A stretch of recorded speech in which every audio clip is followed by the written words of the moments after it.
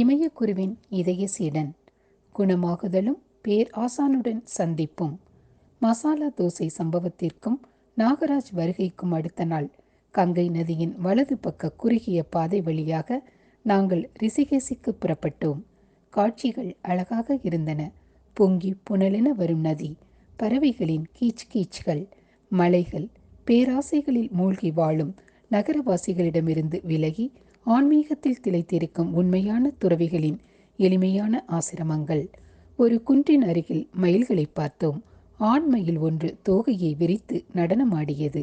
அப்புறம் அங்கே ரிசஸ் வகை குரங்குகளையும் கருப்பு முகம் கொண்ட குரங்குகளையும் பார்த்தோம். லக்ஷ்மண் ஜூலாவில் கொஞ்ச நேரம் தங்கினோம். எல்லா வகை சாதுக்களும் துறவிகளும் லக்ஷ்மண் ஜூலாவில் தங்கி இருந்தனர். பல பிரிவினரின் பெரிய ஆசிரமங்களும் அங்கே இருந்தன. மத்தள ஓசையும் கின்கின் எனும் ஜால்ரா ஓசைகளும் இன்னிசை பக்தி பாடல்களும் அந்த வழியாக நடந்து போகும் பொழுது கேட்டுக்கொண்டே இருக்கும். அது ஓர் அழகான இடமாகும். வழியில் ஒரு படித்துறையில் குளிர்ந்த கங்கை நீரில் குளித்தோம். அருகில் இருந்த அன்னமடத்தில் இருந்து ரொட்டியும் பருப்பும் பெற்று வந்து கங்கை கரையினில் அமர்ந்து மகிழ்ச்சியுடன் சாப்பிட்டோம். ஆகா, பாபாஜி போன்ற குருவுடன் இருக்கும் பொழுது வாழ்க்கை என்பது கொஞ்சம் கூட கவலையே இல்லாமல் எவ்வளவு ஆனந்தமாக பயணிக்கிறது. பாபாஜி எனது தந்தை, என்னை பெற்ற தாய், எனது ஆசிரியர், அத்துடன் எனது பிரிய நண்பரும் ஆவார். ஒரு பெரிய அரசமர நிழலில் கொஞ்ச நேரம் ஓய்வு எடுத்த பிறகு எங்களது பயணத்தை தொடர்ந்தோம். அந்தி சாயும் நேரத்தில் முனிகிரெட்டி என்ற இடத்தை அடைந்தோம். ரிஷிகேசை ரசித்தேன். அங்கே ஏதோ ஓர் அற்புதம் இருக்கிறது. எனது முதல் பயணத்தில் தெய்வீக வாழ்வு நிலையத்தில் நான் தங்கி இருந்த பொழுது கூட அதனை உணர்ந்திருக்கின்றேன். அங்கே மறுபடியும் பாபாஜியுடன் வந்திருப்பதை எண்ணி மகிழ்ச்சியுற்றேன். இதயத்தில் அமைதி நிலவியது. எப்பொழுதும் சுறுசுறுப்பாக இருக்கும் பத்ரிநாத் பாதை கங்கையின் ஒரு கரையிலும் தெய்வீக வாழ்வு நிலையமும் யோக நிகேதனும் மறுகரையிலும் இருந்தன. பெரும்பான்மையான ஆசிரமங்கள் எதிர்கரையினில் இருந்தன. நாங்கள் தேர்ந்து எடுத்திருந்த நடைபாதை எங்களை நேராக அந்த பகுதிக்கே கொண்டு சென்றது. கங்கை கரை நெடுக தெய்வீகமான புனிதமான மனிதர்கள் தங்கியிருந்தார்கள். ஒரு சிலர் சிறு குடில்களில் ஏகாந்தமான தனிமையில் இருந்தனர். மீதி பேர் பெரிய ஆசிரமங்களில் தங்கி இருந்தனர். நீல்கண்ட் மலை உச்சியில் இருக்கும் நீல்கண்ட் கோவிலுக்கு செல்லும் வழியில் இருக்கும் நீல்கண்ட் பாபாவின் குகைக்கு பாபாஜி என்னை அழைத்து சென்றார். கங்கையை ஒட்டி செல்லும் பாதையில் இடரும் ஒரு காட்டில் இன்றும் யானைகள் திரிந்து கொண்டு இருக்கின்றன. அந்த காடு இப்பொழுது ராஜாஜி தேசிய பூங்காவில் இணைக்கப்பட்டுவிட்டது. அடர்த்தியான அந்த காட்டின் உள்ளே நுழைவதற்கு முன்பாக புகழ்பெற்ற மகேஷ் யோகியால் கட்டப்பெற்ற குளிர்காற்று வசதி செய்யப்பட்ட குகைகள் உள்ளன. அவர்தான் உலகில் முதல் முறையாக TM என்ற பெயரில் மேம்பட்ட தியான முறைகளை உலகம் முழுவதும் பிரபலப்படுத்தினார். அந்த குகைகள் அமைந்திருக்கும் இடத்திலிருந்து 1 மணி நேரம் மலைப்பாதையில் மேலே சென்றால் நீல்கண்ட் மௌனி பாபாவின் குகையை சென்று அடையலாம். பாபாஜி எப்பொழுதெல்லாம் ரிஷிகேசிற்கு வருகின்றாரோ அப்போதெல்லாம் அவர் மௌனி பாபாவின் குகையில் தங்கிக் கொள்ளலாம் என்று அவருக்கும் மௌனி பாபாவிற்கும் ஓர் உடன்பாடு இருந்தது. அந்த சமயங்களில் மௌனி பாபா நீல்கண்ட் மலை உச்சியில் இருக்கும் ஒரு குடிலுக்கு சென்று விடுவார். அவர்கள் இருவருக்கும் இடையே இருந்த உயர்நிலை தொடர்புகள் தொலைபேசி தொடர்பினை விட நன்றாக வேலை செய்தது. நாங்கள் குகைக்கு போய் சேர்ந்ததுமே மௌனி பாபாவின் சீடர் ஒருவர் எங்களை வரவேற்றார். உயரமாகவும் திடகாத்திரமாகவும் ஜடாமுடியுடனும் அடர்த்தியான தாடியுடனும் இருந்த அவர் ஒரு மெல்லிய ஆரஞ்சு நிற துணியினை இடுப்பினில் அணிந்து இருந்தார். பாபாஜி அவரை மகனே என்று அன்புடன் அழைத்தார். அவர் பாபாஜியின் பாதங்களை பக்தியுடன் தொட்டார். பாபாஜி அந்த சாது இளைஞருக்கு எனது மரியாதைகளை தெரிவிக்க சொன்னார். நான் பாபாஜியின் சீடராக இருந்ததால் அவரும் அந்த மரியாதையை எனக்கு திருப்பி செய்தார். விசாலமாக இருந்த அந்த குகையின் வாசலில் தூணி தயாராக இருந்தது.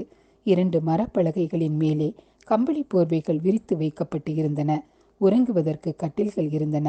பானையில் சுத்தமான நீரை நிரப்பி வைத்துள்ளேன். உங்களுக்காக சப்பாத்தி, பருப்பு, காய்கறிகளை கொண்டு வந்து இருக்கின்றேன். நீல்கண்ட் பாபா இந்த இளைஞருக்காக கொஞ்சம் கற்கண்டுகளையும் அனுப்பி வைத்துள்ளார். காலையிலும் அந்தி சாயும் பொழுதும் உணவினை கொண்டு வருகிறேன். பாபாஜி உங்களை சில நாட்களில் சந்திப்பதாக கூறியிருக்கின்றார். தமது வணக்கங்களையும் தெரிவிக்க சொன்னார். உங்களுக்கு வேறு எது தேவைப்பட்டாலும் எனக்கு தெரிவியுங்கள் என்று கூறிய அந்த சாது பாபாஜியின் பாதங்களில் சாஷ்டாங்கமாக விழுந்து நமஸ்கரித்துவிட்டு சென்றார். பாபாஜி என்னிடம், உன்னிடம் சொல்ல மறந்து விட்டேன். மௌனி பாபாவும் ஸ்ரீ குரு பாபாஜியை ஒரு முறை நீல்கண்டில் தரிசித்திருக்கின்றார். அவரால் ஆசீர்வதிக்கப்பட்டு இருக்கிறார் என்றார். நாங்கள் அற்புதமான 21 நாட்களை அந்த குகையிலேயே கழித்தோம். யோகா பயிற்சிகளை பற்றியும் புனிதமான புத்தகங்களின் சாராம்சங்களை பற்றியும் பாபாஜி எனக்கு அறிவுறுத்தினார்.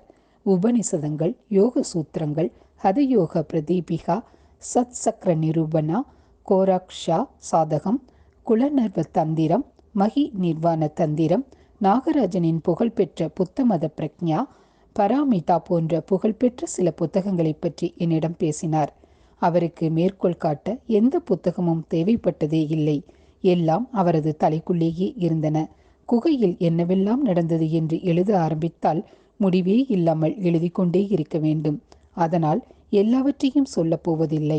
ஆனால் முக்கியமான 3 விஷயங்களை பற்றி குறிப்பிட விரும்புகின்றேன். ரிஷிகேசில் மதராஸ் கஃபே எனும் உணவு விடுதிக்கு நான் சென்றதை பற்றி தான் முதலில் குறிப்பிட வேண்டும். முன்னாட்களில் ஒரு தென்னிந்தியரால் மிக சிறிய இடத்தில் மதராஸ் கஃபே நடத்தப்பட்டு வந்தது. அதன் முதலாளி துறவியாக வேண்டுமென முயற்சி செய்து அதில் தோல்வியுற்றவர். பிறகு அன்றாடம் அதிகரித்து கொண்டே வந்த தென்னிந்திய பயணிகளுக்காகவே ஒரு சிறிய உணவிடத்தை நடத்தி வந்தார். சில ஆண்டுகளுக்கு பிறகு அடையாளம் தெரியாத கொலைக்காரர்களால் அவர் கொல்லப்பட்டார். பிறகு அந்த உணவகம் உள்ளூர்வாசிகளால் ஏற்று நடத்தப்பட்டு வந்தது. குகைக்கு வந்த 2வது நாள் பாபாஜி என்னிடம் 20 ரூபாய் கொடுத்து மதராஸ் கஃபே உணவகத்திற்கு சென்று எவ்வளவு சாப்பிட முடியுமோ அவ்வளவு மசாலா தோசைகளை வயிறார சாப்பிட்டு திருப்தியான பிறகு வருமாறு கூறினார். ஒரு படகின் மூலம் நதியை கடந்து மதராஸ் கஃபே உணவகத்திற்கு சென்றேன். மசாலா தோசையை கொண்டு வரச் சொன்னேன். ஒவ்வொரு வில்லையும் சுவைத்து சாப்பிட்டேன். இன்னொரு தோசையையும் கேட்டு பெற்று அதனையும் சுவைத்து சாப்பிட்டேன். ஒரு காஃபியையும் குடித்தேன். சத்தமாக ஏப்பம் விட்டவாறு உணவகத்தை விட்டு வெளிப்பட்டேன். அதற்கு பிறகு எப்பொழுதுமே எனக்கு மசாலா தோசைகளிடம் எந்தவித கவர்ச்சியும் ஈடுபாடும் ஏற்படவில்லை. பிடிவாதமான அந்த தீவிர ஆசை அறவே மறைந்தது. இப்பொழுதும் எப்போதாவது மசாலா தோசையை சாப்பிட நேர்வதுண்டு. அதனால் அதன் மேல் முன்போல் அந்த தீவிரமான ஆசை எனக்கு ஏற்படுவதே இல்லை. 2வது சம்பவம் நான் ஓர் இளமையான அமெரிக்க பெண்ணை சந்தித்ததை பற்றியது. அவளது தனிப்பட்ட சுதந்திரத்தை காப்பாற்ற வேண்டி அவளது உண்மை பெயரை இங்கே குறிப்பிட விரும்பவில்லை. இந்த கதை முழுவதிலும் ஜென்னி என்ற புனைப்பெயரில் அவளை குறிப்பிட விரும்புகின்றேன். ஒவ்வொரு நாளிலும் எனது படிப்பு வகுப்பு முடிந்ததும் மாலை உணவிற்கு சற்று முன்னர் குகையிலிருந்து வெளியே வந்து சற்று உலாவுவேன். பின் கங்கைக்கரையில் அமர்ந்து குளிர்ந்த காற்றையும் சலசல என்ற நீரின் இசையையும் மகிழ்ச்சியுடன் கேட்டவாறு இருப்பேன். அதன் பின் கங்கையிலேயே மூழ்கி குளித்துவிட்டு உணவிற்காக குகைக்கு செல்வேன். பாபாஜி என்னை தன்னந்தனியாக சுற்றிவிட்டு வரச் சொல்லி உற்சாகம் கலந்த தைரியம் ஊட்டுவார். நானும் அதனை விரும்பினேன். ஒரு நாள் வழக்கம் போல கங்கை நதி கரையில் ஸ்வர்க்க ஆசிரமத்தின் அருகில் இருக்கும் எனது அபிமான பாறையின் மீது உட்கார்ந்து இருந்தேன். சற்று தொலைவில் இன்னொரு பாறையின் மீது தங்க நிற முடியுடன் நீல நிற உடைகள் அணிந்த ஓர் இளம்பெண் அமர்ந்திருப்பதை பார்த்தேன்.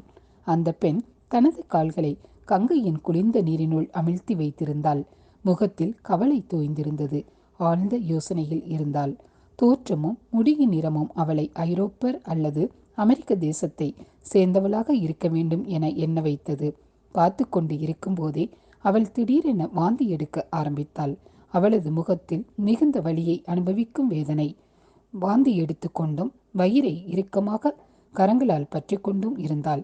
வாந்தி நின்ற பிறகு தன்னிடம் இருந்த சிறிய குடுவையில் இருந்து எதையோ கொஞ்சம் உறிஞ்சி குடித்தாள். திடீரென என்னை பார்த்து விட்டாள். அவளது வெளிரிய முகத்தில் நான் கவனித்து விட்டேன் என்ற தர்ம சங்கடம். தனது கால்களை பார்த்தவாறு குனிந்து கொண்டாள். அவளது நிலையை பார்த்து பரிதாபப்பட்டேன். அருகே சென்று அவளது கரங்களை பற்றி பேச வேண்டும் போல தோன்றியது. ஆறுதல் வார்த்தைகள் கூறி தேற்ற வேண்டும் என்று தோன்றியது. என்னால் அவளுக்கு எந்த வகையிலாவது உதவ முடியுமா என்றும் அறிய விரும்பினேன். நானோ சிக்கலான இரண்டுங்கெட்டான் நிலையில் இருந்தேன். சுதந்திரமான மனிதன். உலக ஆசாபாசங்களில் சிக்கிக்கொள்வதற்கும் விருப்பமில்லை. எனது இரக்க உணர்வு பாலின ஈர்ப்பால் ஏற்பட்டதா? அப்பொழுது பாபாஜியின் வார்த்தைகள் நினைவுக்கு வந்தன. ஒவ்வொரு நாளும் 13 மணி நேரம் என்ற கணக்கில் 13 ஆண்டுகள் நீ தியானம் செய்து வந்து இருக்கலாம். ஆனால் ஓர் உயிர் வலியினால் துடிக்கும் போது அதன் அழுகை குரலை உன்னால் கேட்க முடியவில்லை என்றால் உனது 13 ஆண்டுகளின் தியானமும் வீணாகிவிட்டது. தியானம் உனது இருதயத்தை மிருதுவாக்கவில்லை என்றால் அதை ஜன்னல் வெளியே எறிந்துவிடு. அப்படிப்பட்ட தியானத்தினால் உனக்கு எந்த உபயோகமும் இல்லை. நான் ஒரு முட்டாள்.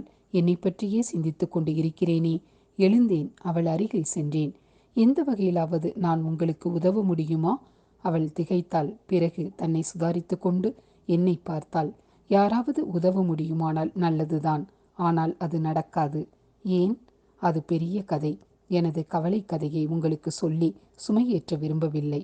தயவு செய்து சொல்லுங்கள், தெரிந்து கொள்ள விரும்புகிறேன் என்று அருகில் இருந்த பாறையின் மீது அமர்ந்து கொண்டேன். அப்படியானால் சரி என்று அவள் தனது கதையை கூறினாள். அவள் அமெரிக்காவில் இருக்கும் பிலடெல்பியாவை சேர்ந்தவள். நுண்ணிய கிருமிகளை ஆராய்ச்சி செய்யும் நிபுணர். பயணம் செய்வதில் விருப்பம் அதிகம். 4 வருடங்களுக்கு முன்பு இந்தியாவிற்கு வந்திருந்தாள். ஹரித்வார், ரிஷிகேஷ் போன்ற இடங்களுக்கு வந்திருக்கிறாள். புரிந்து கொள்ள முடியாத ஒரு விசித்திரமான காரணத்தால் அவளுக்கு கங்கையின் மீதும் யாத்ரிகர்களின் நகரமான ரிஷிகேஷின் மீதும் தீராத காதல். அதனால் வருடா வருடம் தொடர்ந்து வந்து 1 மாத காலம் இங்கே இருப்பது வழக்கம். அதற்காக ஹிந்து மதத்தின் மீதோ ஹிந்து துறவிகளின் மீதோ ஆசிரமங்கள் மீதோ பற்றி எதுவும் இருப்பதாக சொல்ல முடியாது. குன்றுகளில் சுற்றித் திரிவதிலும் நதியின் அருகிலேயே இருப்பதிலும் ஜெனிக்கு தீராத மோகம். 6 மாதம் முன்பு அவளுக்கு பேராபத்து ஏற்பட்டது. அடிக்கடி வயிற்றில் கடுமையான வலி தாக்கியது. அஜீரணமும் தொந்தரவு கொடுத்தது. டாக்டர் பல பரிசோதனைகளை செய்த பின்னால் அவளது பெருங்குடலில் புற்றுநோய் இருப்பதை கண்டுபிடித்தார். 2 மாதங்கள் சிகிச்சை செய்து கொண்ட பின் வியாதி குணமாகிவிட்டது போல் இருந்தது. ஆனால் 2 வாரங்களில் வியாதி மீண்டும் கடுமையுடன் தாக்கியது. டாக்டர் மேலும் 2 மாதங்கள் வைத்தியம் செய்த பின்னர் கைவிரித்து விட்டார். வியாதி முற்றிவிட்டதாகவும் இன்னும் 2 மாதங்களே அவள் பிழைத்து இருக்க முடியும் என்று கூறிவிட்டார். எப்போதெல்லாம் வலி வருகிறதோ அப்போதெல்லாம் வலி நிவாரணிகளை சாப்பிட்டு வலியை குறைத்து கொள்ளுமாறு அறிவுறுத்தி அனுப்பப்பட்டார். அவளால் எந்த உணவையும் உண்ண முடிவதில்லை. திரவ உணவுகள் கூட வாந்தியாக வெளியேறிவிடும். மலத்தில் இரத்த துளிகள் தென்படுகின்றன. இந்த நிலையில் அவள் ஒரு முடிவெடுத்தாள். தனக்கு மிகவும் விருப்பமான கங்கை நதியின் அருகிலேயே இருப்பது. இறுதி முடிவு வருவதற்கு முன்னால் ரிஷிகேஷில் காலத்தை கழிப்பது. வியாதியால் தனது உடலைத்தான் அழிக்க முடியும். ஆனால் மனதும் ஆத்மாவும் ரிஷிகேஷில் அமைதியாக இருக்கும். நதியின் குளுமை தன்னை சாந்தப்படுத்தும். அவளது சகோதரரும் தாயாரும் நண்பர்களும் அவள் ஒரு பைத்தியக்கார முடிவை எடுத்திருப்பதாக நினைத்தார்கள். ஆனால் ஜென்னி தனது முடிவில் உறுதியாக இருந்தாள். இந்தியாவிற்கு வந்துவிட்டாள். 2 வாரங்களாக ரிஷிகேஷில் தங்கி இருக்கிறாள். வியாதி கடுமையாகி கொண்டே வருகிறது. குடிக்கும் தண்ணீர் கூட வயிற்றில் தங்குவதில்லை. இனிமேல் நான் அதிக நாட்கள் உயிர் வாழப்போவதில்லை. நான் இறந்துவிட்டால் எனது சகோதரருக்கு செய்தி அனுப்ப முடியுமா என்று என்னை கேட்டாள். அவள் ஸ்வர்க் ஆசிரமத்தில் தங்கியிருந்தாள். அவளோடு வந்தால் தனது சகோதரனின் தொலைபேசி எண்ணையும் வெளிநாட்டுக்கு தொலைபேசியில் பேச போதுமான பணத்தையும் கொடுப்பதாக கூறினாள். 3 நாட்கள் கழித்து நாடு திரும்பி செல்வதற்கான விமான டிக்கெட் அவளிடம் இருந்தது. ஆனால் அதுவரை உயிர் பிழைத்திருக்க முடியுமா என்று அவளுக்கு சந்தேகமாக இருந்தது. அவள் தனது பேச்சை நிறுத்த வேண்டியதாயிற்று. ஒரு சுற்று கடுமையான வாந்தி எடுத்தாள். முகத்தை அலம்பிக்கொண்டு வாயை கொப்பளித்த அவளிடம், ஜென்னி, குருமார்களை நீ நம்புவதில்லை என்று எனக்கு தெரிகிறது. ஆனால் தயவு செய்து என்னோடு வந்து எனது குருவை பார். அவர் இதர ஆசான்களிடமிருந்து வித்தியாசமானவர். அவரை சந்திப்பதால் என்ன நடக்கும் என்று எனக்கு தெரியாது. ஆனால் அவரது ஆசீர்வாதங்களால் உனக்கு ஏதாவது ஒரு விதத்தில் நன்மை பயக்கும் என்பது மட்டும் உறுதி. தயவு செய் ஜென்னி என்றேன். சரி, உன்னை பார்த்தால் நல்லவனாக தெரிகிறாய். வருகிறேன். எப்போது வர வேண்டும் என்று கேட்டாள் ஜென்னி. சற்று இங்கேயே காத்திரு. நான் அவரை பார்த்து அவரால் எப்போது உன்னை சந்திக்க முடியும் என்பதை தெரிந்து கொள்கின்றேன். திரும்பி வருவதற்குள் போய்விடாதே என்றேன். ஒத்துக்கொண்டாள். நான் அன்று வேகமாக ஓடியதைப் போல் என்றைக்குமே ஓடியிருக்க மாட்டேன். பாபாஜி குகையின் முன்புறம் நின்று இருந்தார். மூச்சு இறைத்தது. ஆசுவாசப்படுத்தி கொள்ள ஆழமாக மூச்சு விட்டு சாந்தப்படுத்தி கொண்டேன். பறந்து வருவது போல என்ன ஒரு ஓட்டம் என்றார் பாபாஜி. பாபாஜி, ஓர் அமெரிக்க பெண்மணியை உங்களிடம் அழைத்து வருவதற்கு விருப்பப்படுகிறேன் என்றேன். ஓ, இப்போது இந்த யோகி ஒரு அமெரிக்க பெண்ணை பார்த்து என்று அவர் ஏதோ பேசத் தொடங்கினார். நான் இதற்கு முன் செய்திராத ஒன்றை செய்தேன். அவர் பேச்சை இடைமறித்தேன். பாபாஜி, அப்படியெல்லாம் இல்லை. அவள் மிகவும் நோய்வாய்ப்பட்டு இருக்கிறாள். மேலும் அவளை ஒரு டாக்டரிடம் கூட்டிக் கொண்டு போ. தெய்வீக வாழ்வு நிலையத்தில் ஆஸ்பத்திரி இருக்கிறது. நான் டாக்டர் அல்ல. எதுவானாலும் ஒரு அமெரிக்க பெண்ணை பார்ப்பதற்கு இப்பொழுது நான் தயாராக இல்லை. ஆனால் பாபாஜி, அவள் மீது இவ்வளவு கடுமையாக இருக்காதீர்கள். உங்களது ஆசீர்வாதங்கள் இப்பொழுது அவளுக்கு தேவை. நீங்கள் அவளிடம் பேசக்கூட தேவையில்லை.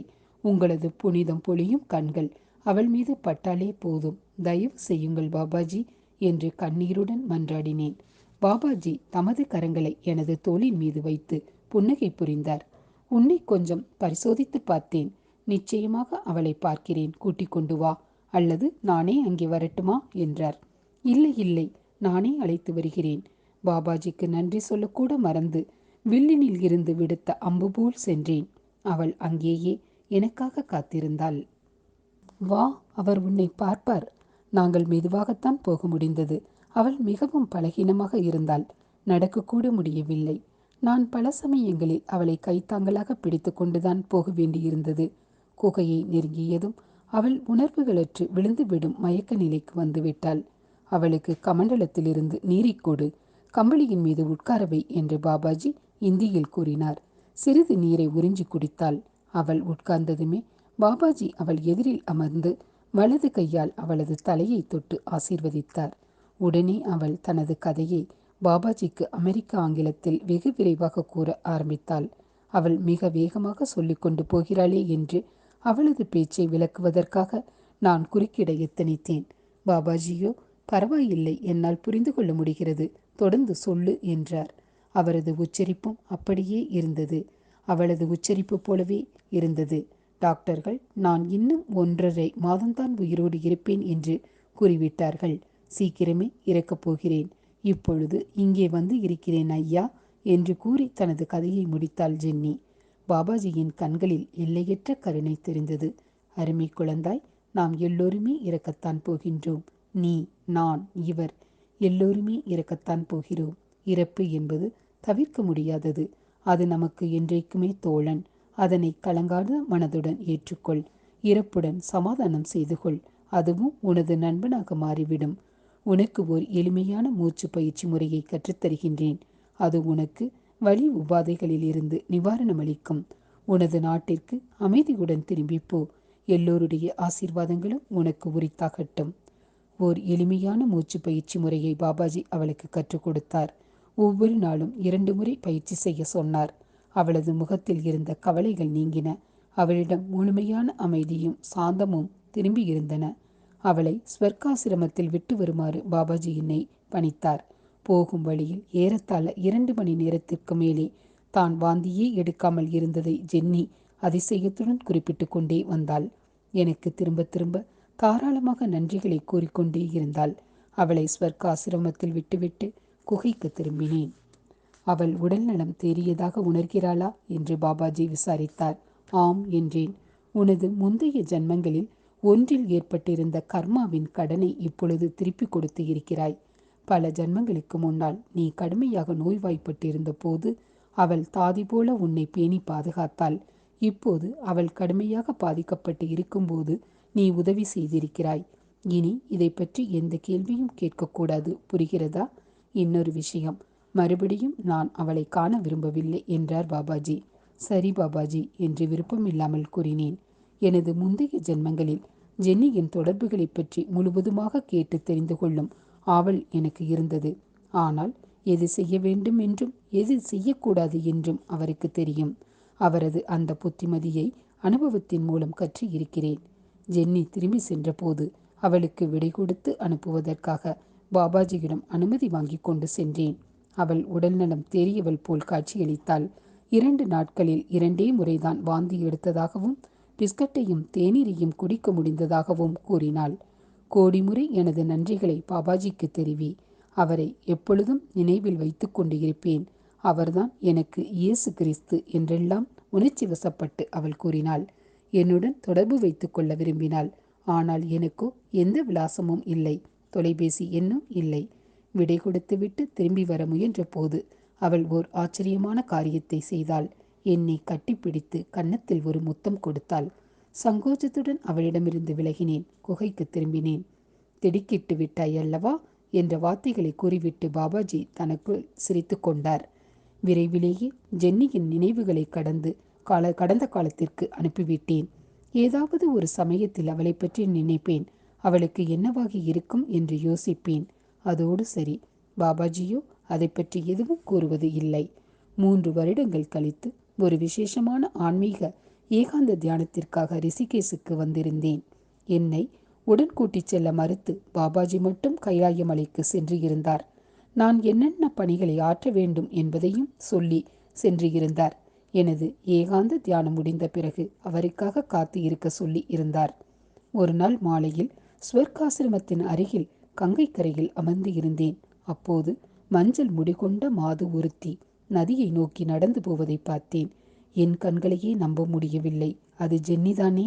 சென்ற முறை பார்த்ததை விட இப்பொழுது சற்று பருத்திருந்தாள்.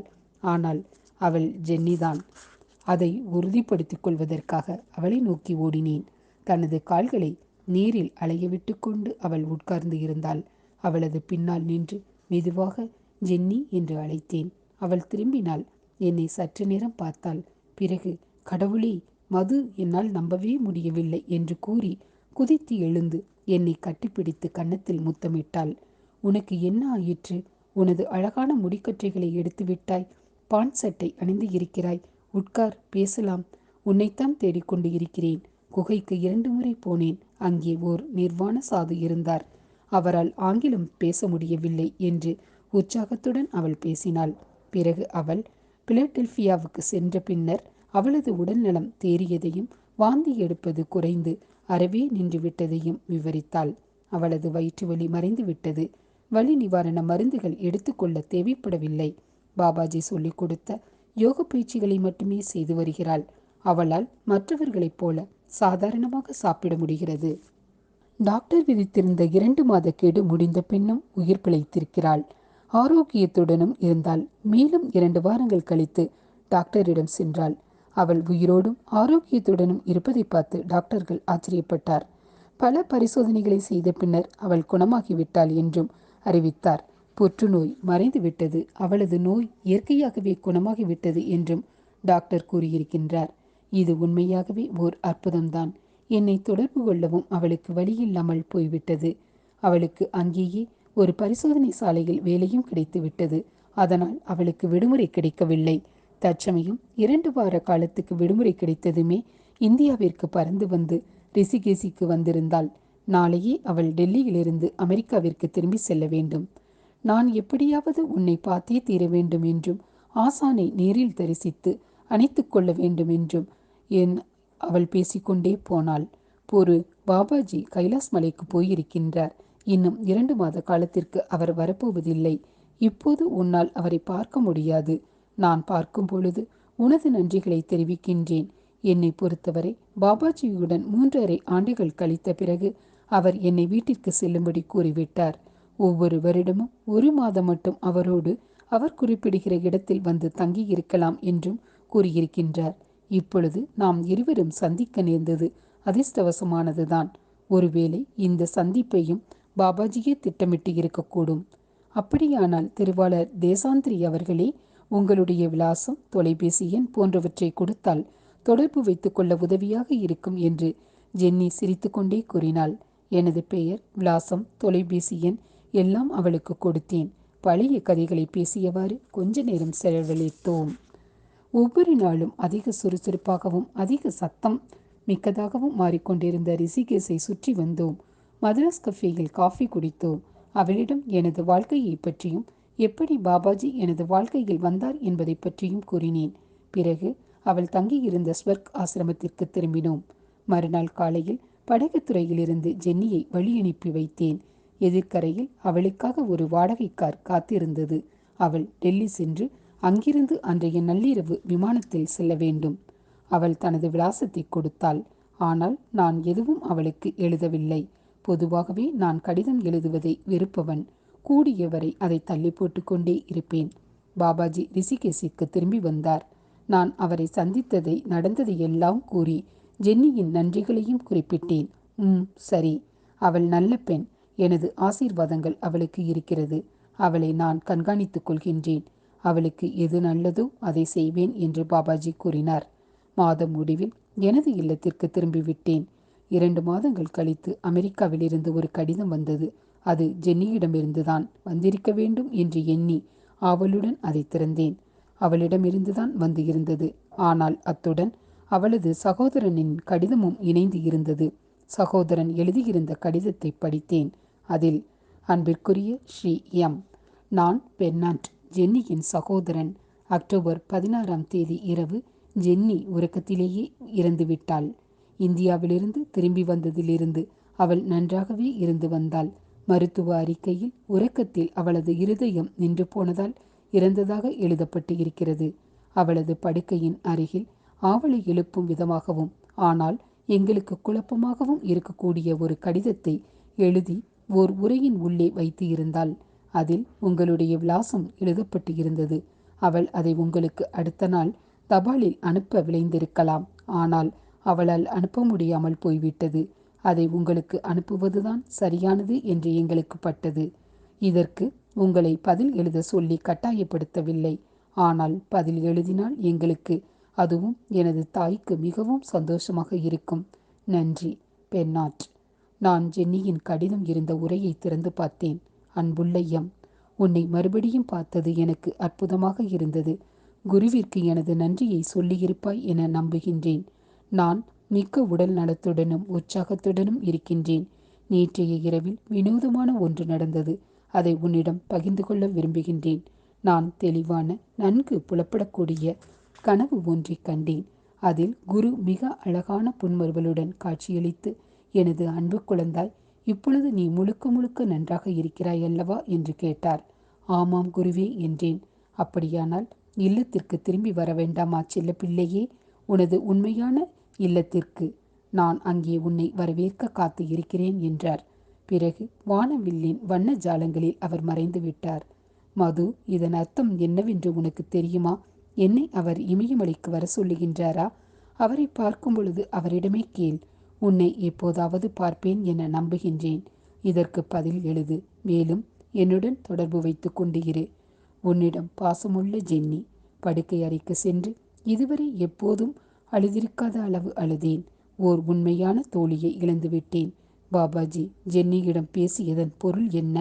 அன்றைய இரவு நான் தியானம் செய்தபோது பாபாஜி எனது இருதய தாமரையில் அமர்ந்து இருப்பது போல கற்பனை செய்து அவரை அழைத்தேன். தயவு செய்து சொல்லுங்கள் பாபாஜி, ஜென்னிக்கு என்ன ஆனது? நீங்கள் இது போன்ற கேள்விகளுக்கு பதிலளிக்க விரும்ப மாட்டீர்கள் என்று தெரியும். ஆனால் இந்த முறை மட்டும் எனது கேள்விக்கு பதில் கூறுங்கள். தயவு செய்யுங்கள் பாபாஜி. ஜென்னி எனக்கு பிரியமான தோழி. நீங்கள் கூட அவளிடம் அன்பு காட்டினீர்கள் என்று இறைஞ்சினேன். அன்று இரவு கனவில் பதில் வந்தது. பாபாஜி வழக்கமாக அணியும் வெள்ளை ஆடைக்கு பதிலாக ஒரு ஊதா நிற துணியினை இடுப்பில் அணிந்து காட்சியளித்தார். இப்படிப்பட்ட கேள்விகளை இனிமேல் என்னிடம் கேட்க வேண்டாம். நீ தியானம் செய்யும்போது இப்படி என்னை தொந்தரவு செய்ய வேண்டாம். தியானம் செய்வது உயர்நிலைக்கு செல்வதற்காகவும் மற்றவர்களுக்கு உதவுவதற்காகவும் தான். இப்படி என்னை அடிக்கடி அழைத்து கொண்டே இருப்பதற்காக அல்ல. சரி, நீ கேட்டுக்கொண்டதால் பதில் கூறுகின்றேன். ஒவ்வொரு மனிதனும் வாழ்க்கையில் கடுமையாக உழைத்துவிட்டு ஓய்வு எடுத்து கொள்ள வரும் அந்த இடத்துக்குத்தான் ஜென்னியை வருமாறு அழைத்தேன். அவள் இங்குதான் இருக்கிறாள். அவளை வரவேற்க நான் இங்குதான் இருந்தேன். அவள் சிறிது காலம் ஓய்வு எடுத்து கொண்ட பின் அவளை இந்தியாவில் தகுதியான ஒரு கற்பப்பையில் சேர்த்து ஆன்மீகத்தில் வளர்ச்சியடைவதற்கு உதவி செய்வேன். இவ்வளவுதான் சொல்ல முடியும். இனிமேல் இது பற்றி எந்த கேள்வியும் கேட்கக்கூடாது. அத்துடன் பாபாஜி ஒரு தங்க நிற மேகத்தில் மறைந்தார். நான் எனது கவலையில் இருந்து நிவாரணம் அடைந்து விழித்து எழுந்தேன். எனது உண்மையான நண்பரும் வழிகாட்டியுமான பாபாஜிக்கு நன்றியுடன் இருந்தேன். என் வாழ்க்கையில் முக்கியமானதாக நான் நினைக்கும் அந்த 3வது சம்பவம் பற்றி குறிப்பிட விரும்புகின்றேன். மகத்தான ஸ்ரீ குரு பாபாஜியை தரிசனம் செய்தேன். அது இப்படித்தான் நடந்தது. பாபாஜியும் நானும் நீல்கண்ட் மலையை சுற்றியுள்ள காட்டுப்பகுதியில் நடந்து கொண்டு இருந்தோம். தொலை தூரத்தில் ஒரு யானை பிளிரியது. நாங்கள் ஒரு உஷ்ணமான சர்ச்சையில் ஈடுபட்டு இருந்தோம். அதனால் யானையின் பிளிரலை நான் பொருட்படுத்தவில்லை. எதிர்காலத்தில் நான் மக்களுக்கு கிரியா யோக தீட்சை கொடுக்க தொடங்குவேன் என்று பாபாஜி கூறினார். 21 நிபந்தனைகளை வரிசைப்படுத்தி கிரியா யோக தீட்சை பெற விரும்புபவர் அந்த நிபந்தனைகளின் அடிப்படையில் தகுதி பெற்றிருந்தால் மட்டுமே தீட்சை கொடுக்கலாம் என்று அவர் கூறினார். அவர் கூறிய நிபந்தனைகளின் அடிப்படையில் எந்த ஒரு மனிதருமே கிரியா தீட்சை பெறுவதற்கு தகுதியாக இருக்கவே முடியாது என நான் கூறினேன். எனது கூற்றை மறுத்த பாபாஜி, மனித இனத்தின் பொதுவான குணாதிசயங்களை பற்றி எனக்கு மிக தாழ்ந்த அபிப்பிராயம் இருப்பதாக கூறினார். ஒரு சராசரி மனிதனால் அவர் குறிப்பிடும் தகுதிகளை எல்லாம் கொண்டிருக்கவே முடியாது என மறுபடியும் மறுத்தேன். அவர் குறிப்பிடும் தகுதி நிபந்தனைகளை கொஞ்சம் குறைத்து கொள்ள வேண்டும் என்று மன்றாடினேன். வழக்கத்திற்கு மாறாக நாங்கள் 1 மணி நேரத்திற்கு மேலாக வாக்குவாதத்தில் ஈடுபட்டிருந்தோம். இறுதியில் அவர் 21 தகுதிகளை 10ஆக குறைத்தார். முதல் 4 தகுதி நிபந்தனைகளே போதும் என்று எனது கருத்தினை வலுவாக கூறினேன். மனித சமுதாயத்தின் மீது அவர் கொண்டுள்ள கருணையால் ஏதாவது செய்ய வேண்டும் என அவரிடம் கெஞ்சினேன். காலம் மாறிவிட்டது. இப்போதெல்லாம் சிஷியர்கள் குருமார்களுக்கே இரக்க குணத்தின் பொருளை கற்றுக் கொடுக்கிறார்கள் என்று பாபாஜி கூறினார். அவரது அந்த கருத்தை என்னால் பொறுத்து கொள்ள முடியவில்லை. பாபாஜி என்னை சொல்லால் தாக்கிவிட்டார் என நினைத்து பெரிதாக அழ ஆரம்பித்தேன். பாபாஜி என்னை சமாதானப்படுத்த முயற்சி செய்தவாறு இருந்த பொழுது ஓர் அற்புதமான விஷயம் நடந்தது. காற்றில் அருமையான நறுமணம் நிறைந்து வீசியது. உன்னை பண்படுத்தியதற்காக வருந்துகின்றேன். கண்களை துடைத்து கொண்டு எழுந்து நில், உனது விருப்பம் நிறைவேறப் போகிறது என்றார் அவர். நீல்கண் பாதையின் பக்கம் திரும்பினோம். உயரமான தேக்கு மரங்களின் பின்னால் இருந்து அழகான, எல்லாவற்றிற்கும் மேம்பட்ட ஓர் உருவம் வெளிப்பட்டது. அவரை பார்த்ததுமே எனக்கு மயிர்கூச்செறிந்தது. அவர்தான் ஸ்ரீ குரு பாபாஜி என்பதையும் அவர் கொண்டிருந்த அன்பினாலும் தயால குணத்தினாலும் எனக்கு தரிசனம் தருவதற்காக வந்து இருக்கிறார் என்பதையும் உள்உணர்வு உணர்த்தியது. எனது அன்புக்குரிய பாபாஜி சாஷ்டாங்கமாக அவரது பாதங்களில் விழுந்தார்.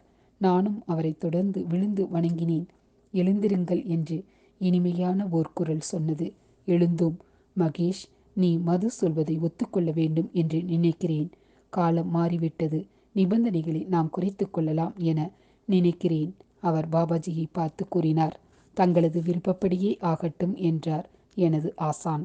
எனது எதிரில் நின்று கொண்டு இருந்த அந்த தங்க நிற மனிதரின் மேலிருந்து எனது கண்களை எடுக்கவே முடியவில்லை. மினுமினுக்கும் வெள்ளை நிற துணி முழங்கால்கள் வரை நீண்டிருந்தது. செம்பழுப்பு நிற முடி அவரது தோள் வரை வளர்ந்து தவழ்ந்தது. தெய்வீகமாக காட்சியளித்தார். அவரிடம் இருந்து வீசிய நறுமணம் எனது ஆத்மாவிற்குள் நுழைந்தது. அவர் என்னை நோக்கி திரும்பினார். அவரது கருணை மிக்க கண்களை பார்த்தபோது எனது மனம் கடந்த ஜென்ம காலங்களுக்கும் அவருடன் எனக்கு இருந்த தொடர்புகளுக்கும் சென்றது. இங்கே வா என்று கூறி அவரது கரங்களினால் எனது தோள்களை சுற்றி அணைத்து கொண்டார். எனது முகவாயை கருணையுடன் தொட்டு, குழந்தாய் மது, உனது பரிணாம வளர்ச்சிக்காக இந்த வாழ்க்கையில் நீ பயணம் செய்தாகிவிட்டது. உனது பணியினை முடித்த பிறகு மீண்டும் என்னிடம் வந்து விடுவாய். மகேஷ் அன்பு வாய்ந்தவர். அவர்தான் உனது வழிகாட்டி என்று கூறினார். எனது முகத்தில் கண்ணீர் நதியைப் போல பிரவாகமாக பாய்ந்தது. உடல் முழுவதும் இதுவரை நான் அனுபவித்திராத ஆனந்தத்தினால் அதிர்ந்தது.